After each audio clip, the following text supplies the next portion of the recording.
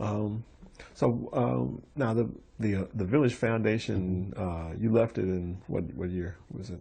Well, I left it 3 years ago. Okay. So this is 04, 3, 201. Okay. So since that time you've been Since that time, basically I was vice president over at UDC, and now working on my book, two books. One is this diversity in American common culture, which is done, and the other book is called The End of Race, and I'm working on that now. now that's really a charged up It will title. charge black people up, I guess. End of race. Now, and you know why it charges black people up, because it's No, why similar does to it? similar to Julius Wilson's The Declining Significance of Race. Yeah. And there are, it's mostly you hear a lot of the conservative, like Armstrong Williams, and Yeah. people say that race doesn't matter anymore, and Well, it's but I think he says that out of ignorance, but I'm not saying that. Race is a social construct. It never existed anyway, and it was constructed so that we would be slaves. We would accept it. The white people could accept it, pretend that God wanted it, and they could proceed on with their lives.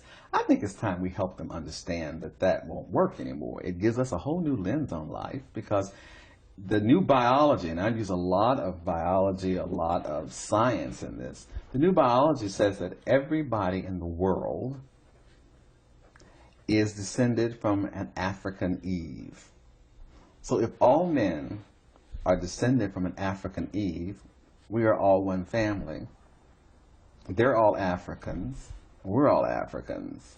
There is no such thing as race. It really is a social construct constructed by certain European scientists, and it was used just like religion was used to as an ideology to move a society and a world to where we are today. I mean, and some parts of it were good, some parts of it were bad. Now, what we did was we did the best anybody in the world could do with it. I mean, we took it and we made it something that even they don't understand yet. I don't think we understand what we've done.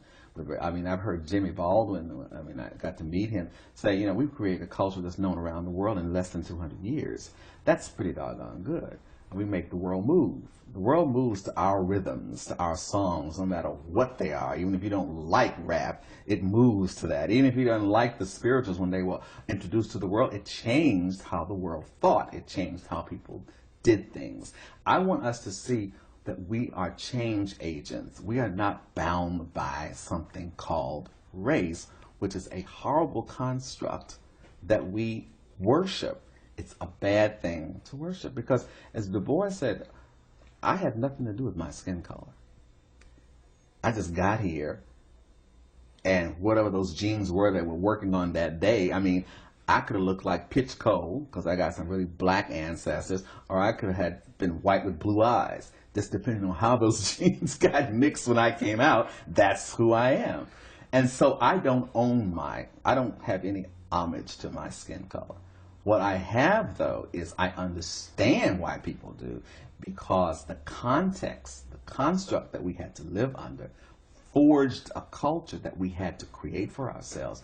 But that culture was to help us overcome. When those slaves came out of freedom, they understood they had to create institutions to overcome. So they did those schools, and they worked with those missionaries to do that. And that first group, when you look at those abolitionists and you look at the Fitzjubilee singers, they created a whole new world through intellect, I call it. I mean, because certainly that's what Mr. Douglass was.